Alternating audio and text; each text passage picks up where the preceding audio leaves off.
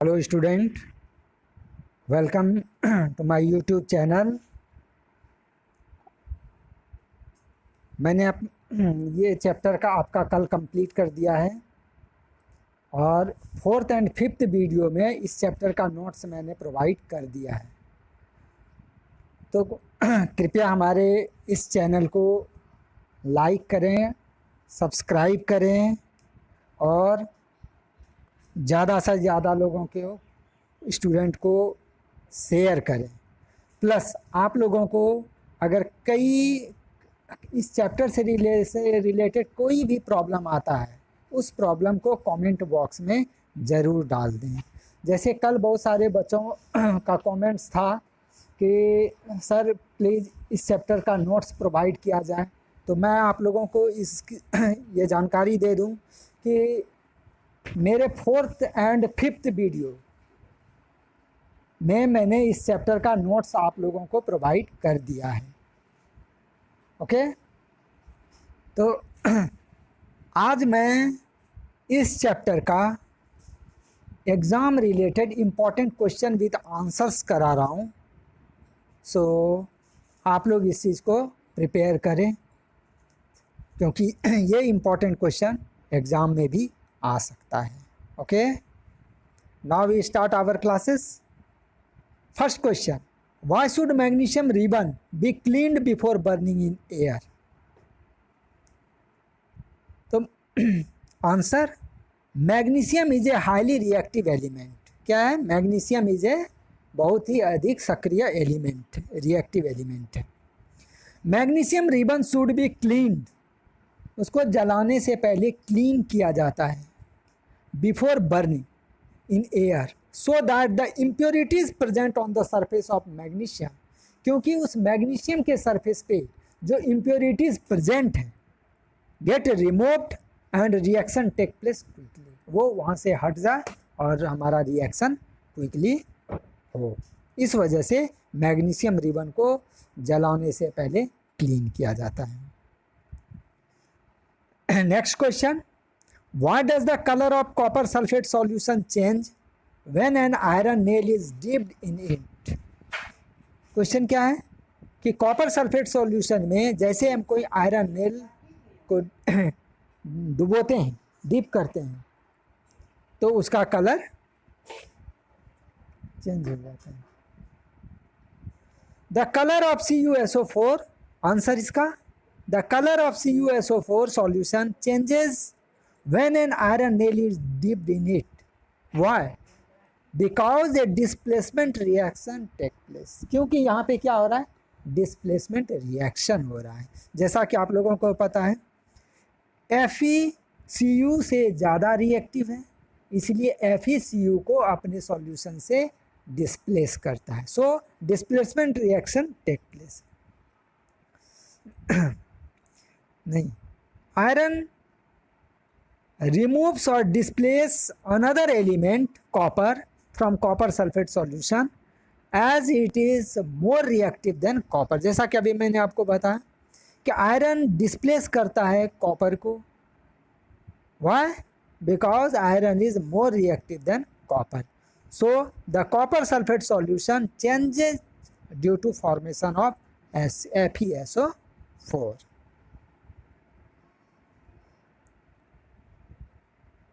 Next question,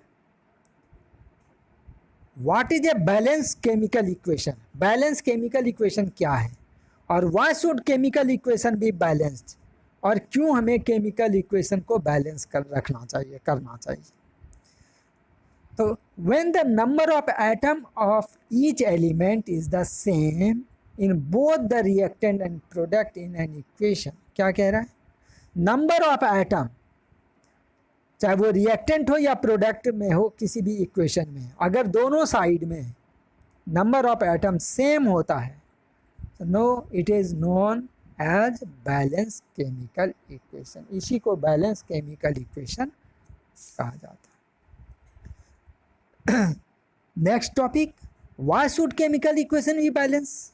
क्यों balance में करना चाहिए? तो ये chemical equation should be balanced because mass can neither be destroyed nor be created in chemical reaction, क्योंकि आप लोगों को पता है मास ना तो डिस्ट्रॉय किया जा सकता है और ना क्रिएटेड किया जा सकता है किसी भी केमिकल रिएक्शन में। The total mass of the element present in the product of a chemical reaction has to be equal to the total mass of element present in the reactant. जितना mass reactant में होगा उतना ही मास product में होगा। Okay, now 4 question. What does you mean by exothermic and endothermic reaction? Give an example. Now answer, exothermic reaction. इससे पहले भी मैंने आप लोगों को बताया था कि एक्सोथर्मिक रिएक्शन क्या है, जहाँ पे हीट रिलीज होता है। ओके, तो reaction in which heat is released along with the formation of products are called exothermic reaction। Means कि वैसा रिएक्शन जिसमें हीट रिलीज होता है प्रोडक्शन और फॉर्मेशन ऑफ प्रोडक्ट के साथ साथ। जैसे ही कोई प्रोडक्ट प्रोड्यूस होता है उसके साथ हीट भी रिलीज होता है, तो इस तरह के रिएक्शन को हम एक्सोथर्मिक रिएक्शन बोलते हैं। Like an example, first burning of natural gas. जैसे हम नेचुरल गैस को बर्न कराते हैं, CH4 plus 2O2 arrow CO2 plus 2H2O plus energy. Next, जैसे रेस्पिरेशन, यहाँ पे भी हीट रिलीज हो रहा है, C6H12O6 plus 6O2 arrow 6CO2 plus 6H2O plus energy. Okay, यहाँ पे भी क्या हो रहा है, हीट रिलीज हो रहा है, एनर्जी रिलीज हो रहा है। This is exothermic reaction. Now endothermic reaction. तो इंडोथर्मिक रिएक्शन क्या है, जहाँ पे हीट को एब्जॉर्ब किया जाए। तो reaction in which energy is absorb either in the form of heat और लाइट और इलेक्ट्रिसिटी फॉर ब्रेकिंग डाउन और combination of the reactant are called endothermic reaction. तो वैसा रिएक्शन जिसमें एनर्जी एब्जॉर्ब हो, किस फॉर्म में, हीट और लाइट के फॉर्म में, या तो हीट और लाइट और इलेक्ट्रिसिटी के फॉर्म में, फॉर ब्रेकिंग डाउन, जिसमें वो ब्रेक हो, और कॉम्बिनेशन ऑफ द रिएक्टेंट, और जितना भी रिएक्टेंट है वो सब कंबाइन होके एक प्रोडक्ट के रूप में प्रोड्यूस हो। This is called endothermic reaction. Example, जैसे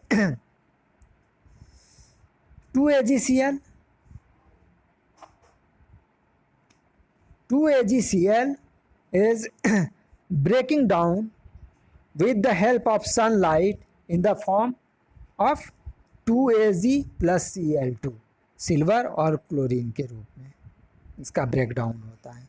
वहीं पे H2 प्लस Cl2 ये सनलाइट के प्रेजेंस में कंबाइन होके क्या हो रहा है, 2HCl फॉर्म हो रहा है। So this is endothermic reaction. Next question, why is respiration considered as exothermic reaction? Explain. Answer, respiration is considered an exothermic reaction. Respiration को एक एक्सोथर्मिक रिएक्शन बोला जाता है। क्यों? क्योंकि अभी अभी मैंने आपको बताया था कि एक्सोथर्मिक रिएक्शन में क्या हो रहा है, हीट रिलीज होता है। तो हम यहाँ पे क्या रिलीज कर रहे हैं, CO2 रिलीज कर रहे हैं। So we need energy to stay alive. We get energy from food. तो during digestion food is broken down into simpler form. जब हमारा बॉडी भोजन को टेक करने के बाद उसे डाइजेस्ट करता है, डाइजेशन प्रोसेस में food is broken down into simpler substances. For example like rice, potato, bread contain carbohydrates which are broken down into glucose. वो किस में ब्रेक हो रहा है, ग्लूकोज में। So this glucose combine with oxygen in the cell of our body and provide energy। और यही ग्लूकोज ऑक्सीजन के साथ कंबाइन होकर हमारे बॉडी को क्या प्रोवाइड करता है, एनर्जी प्रोवाइड करता है। ओके, तो equation 6C6H12O6 plus 6O2 arrow, तो when glucose react with oxygen to form 6CO2 plus 6H2O plus energy is released। Okay, now next question, what is the difference between displacement and double displacement reaction? Write equation for these reaction। सबसे पहले तो हम ये जानना चाहेंगे कि displacement reaction है क्या। So in this reaction more reactive element displace less reactive elements from its compound। क्या है, जो more reactive elements हैं वो less reactive element को displace करता है अपने compound से। Like an example, Fe plus CuSO4, when Fe react with copper sulfate solution, then Fe displace Cu and make a compound for FeSO4 and Cu is displaced। So iron is more reactive and displace copper। Next equation, Pb plus CuCl2 arrow PbCl2 plus Cu, when a lead react with copper chloride, then lead displace copper from this solution। Why? Because lead is more reactive than copper and displace it। Double displacement reaction क्या है? In this reaction there is an exchange of ions between the reactant,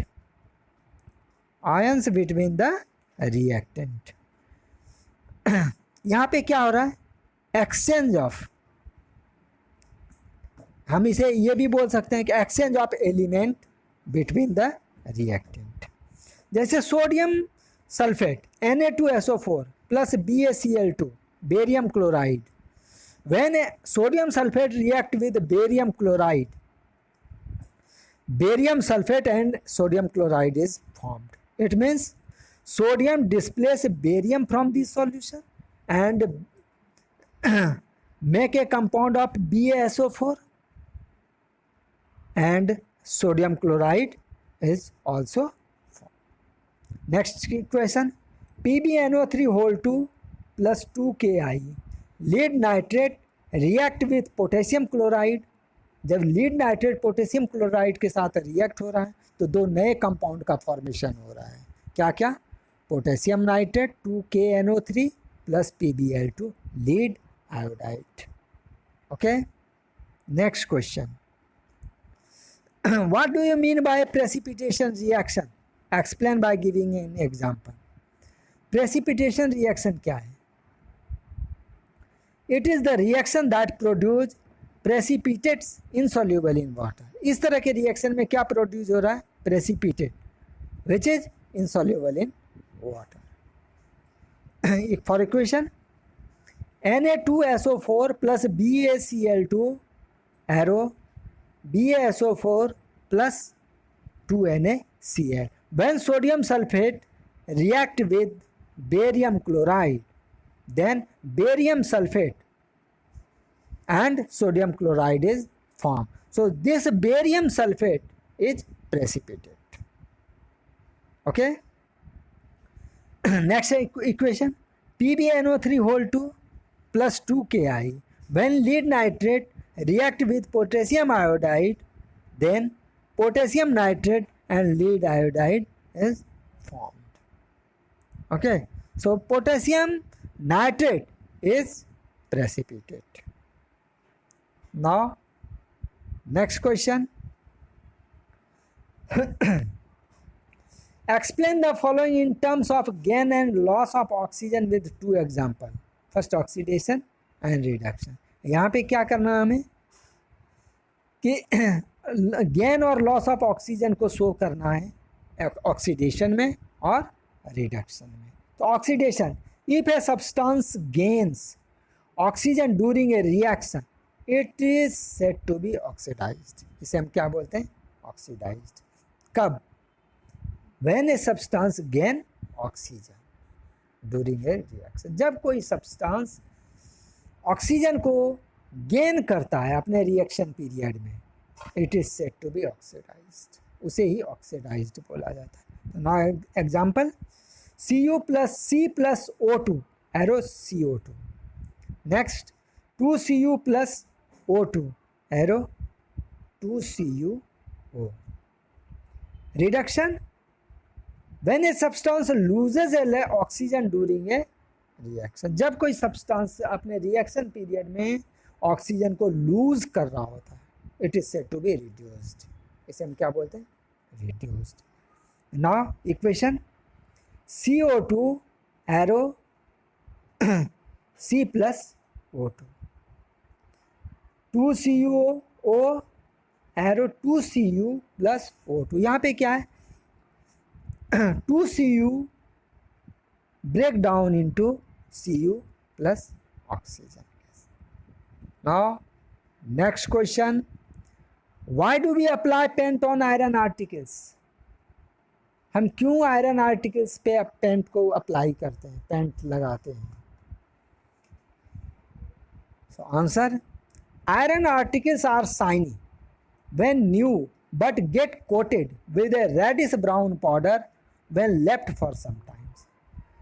iron articles जब नया है तो वो चमकता है, shiny है, but get coated with a reddish brown powder when left for, जबकि उसे अगर हम कुछ दिनों के लिए छोड़ देते हैं तो वो रेडिश ब्राउन पाउडरी मटेरियल में कन्वर्ट होता है. So this process is known as rusting of iron. इस प्रोसेस को हम क्या बोलते हैं?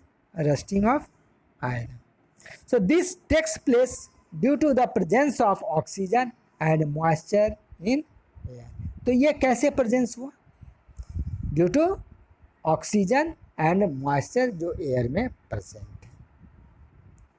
Bye applying paint on iron articles, they don't come in contact with oxygen and moisture and hence rusting is prevented. और जब हम उस पर पेंट चढ़ाते हैं, उस पर कोई पेंट अप्लाई करते हैं, तो एयर और उस आयरन आर्टिकल्स के सरफेस का कनेक्शन नहीं हो पाता, एक दूसरे से कांटेक्ट नहीं होता है, चाहे वो ऑक्सीजन हो या मॉइस्चर हो. सो it is prevented from rusting. Now next question, oil and fat containing food items are flushed with nitrogen. Why? क्यों रखना चाहिए नाइट्रोजन में? Iron and oil and fat containing food items are flushed with nitrogen because nitrogen function as an antioxidant. क्योंकि nitrogen का function क्या है? एक antioxidant का वो फंक्शन प्रोवाइड करता है. So this prevent the oil and food item for getting oxidize. तो ये नाइट्रोजन जो एंटीऑक्सीडेंट का फंक्शन करता है, ये उस ऑयल और फूड आइटम को ऑक्सीडाइज होने से प्रिवेंट करता है. Okay, understand. Next question, explain the following terms with an example of each. Corrosion और रेंसिडिटी. कोरोजन, कोरोजन जैसा कि हमने क्लास पीरियड में भी बताया था कि कोरोजन क्या है. When a metal is attacked by substance around it is such a moisture, acid etc, it is said to be corroded and this effect is called corrosion. जब कोई मेटल पर किसी सब्सटेंस, चाहे वो मॉइस्चर है या एयर है या एसिड है, का अटैक होता है, तो ये क्या हो जाता है? कोरेड हो जाता है. और इस प्रोसेस को और इसके इफेक्ट को हम क्या बोलते हैं? Corrosion. Like an example, black coating on silver and green coating on copper. Why black coating on copper silver?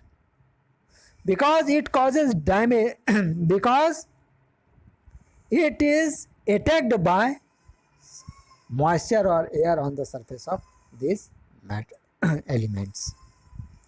It causes damage to car bodies, bridge, iron railings, ship, and to all object made up of metal, especially that of iron. ये जितना भी iron object हैं उन सभी object को ये damage करता है, corrosion.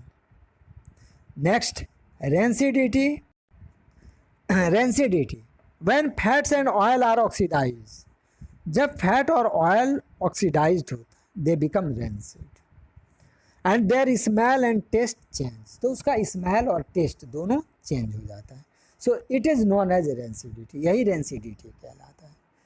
And to prevent oxidation, और इस ऑक्सीडेशन को प्रिवेंट करने के लिए हम क्या करते हैं, क्या करना चाहिए, एंटीऑक्सीडेंट का हम उस फूड कंटेनिंग फैट ऑयल के साथ यूज करना चाहिए. वो एंटीऑक्सीडेंट क्या करता है, ऑक्सीडेशन के इफेक्ट को कम करता है. Keeping food in air tight container help us to slow down oxidation और insert gas like nitrogen which is prevent chips from getting oxidise, जो फूड मटेरियल को ऑक्सीडाइज्ड होने से प्रिवेंट करता है. Okay, class completed. तो इसका जितना भी इम्पोर्टेंट क्वेश्चन था वो मैंने इस वीडियो में अपलोड कर दिया. आप लोगों को अगर कोई भी ऐसा क्वेश्चन लगे, आप लोगों को ऐसा कोई भी क्वेश्चन लगे तो कृपया उस क्वेश्चन को कमेंट बॉक्स में डाल दें, कमेंट बॉक्स में डाल के सेंड करें. और अगर हमारा ये प्रयास आप लोगों को अच्छा लगे, हमारा ये क्लास आप लोगों को अच्छा लगे, तो प्लीज़ लाइक करें, सब्सक्राइब करें और कमेंट करें. पुनः ज़्यादा से ज़्यादा बच्चों को इसका शेयर करें ताकि हमारा प्रयास सफलीभूत हो. हमारा जो प्रयास है कि सभी बच्चों के पास क्वालिटी बेस्ड एजुकेशन प्रोवाइड हो. Okay, bye. आप लोगों को और भी बता दूं कि कल से हमारा जो भी क्लास होगा वो हम कल फिजिक्स लेंगे, फिजिक्स का कोई चैप्टर स्टार्ट करेंगे. Okay, bye.